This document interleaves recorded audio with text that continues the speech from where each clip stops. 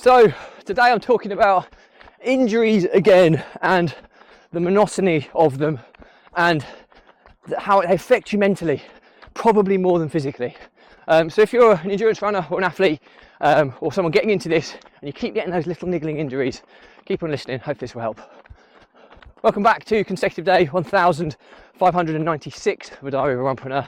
If you believe in my mission of saving the lives of children by attempting the ultimate ultra marathon of run vlogging on consecutive days, a distance of lap of the world, barefoot style, then do give this a subscribe, share, like and comment. More people we get in front of, more money we raise, more children's lives we save, which is why I do this every single day. Thank you as always, and let's get started.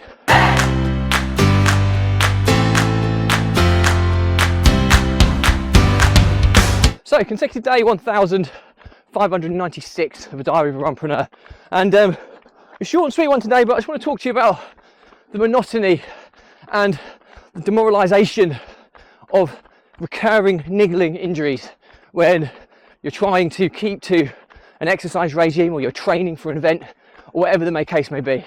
And as you can probably gather, I'm running. You might not be able to tell from the feed, but I'm running significantly slower than I normally do. I'm running at about 6-minute 20 kilometre pace.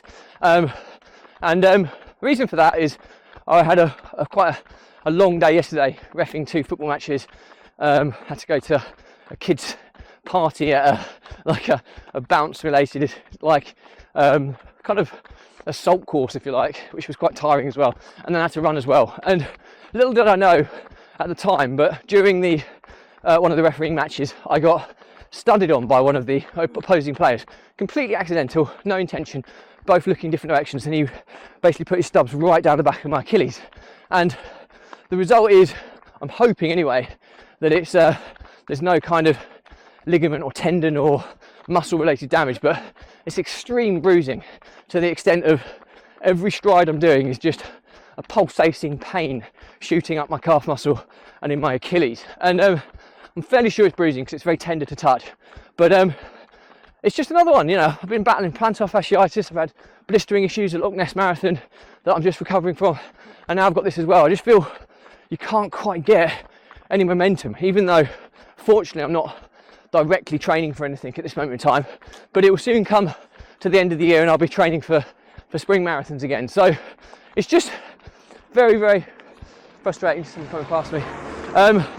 And what I want to kind of say is that the only thing you can say is the one good thing about a run streak for me is that I'm able to keep going and just dropping my pace right down to this pace where this is almost like it's a run, but it's at a pace where it's like dynamic stretching. So I'm constantly stretching and sending oxygenated blood through the muscles, and that can aid or speed the recovery process, speed up the recovery process.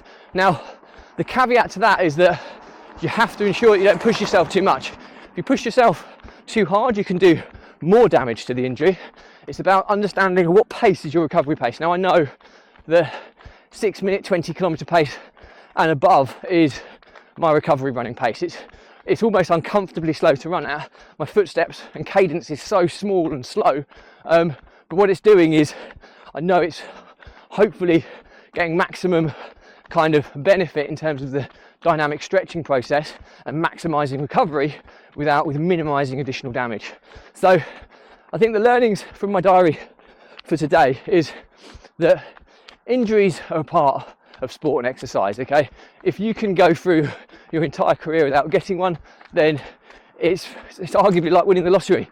It's so rare, and I think quite often it's how we manage these injuries and how we manage these I've just run through some mud, it's disgusting, but anyway, it's how we manage these injuries and how we build in recovery training into our schedules to minimize the impact they have on you.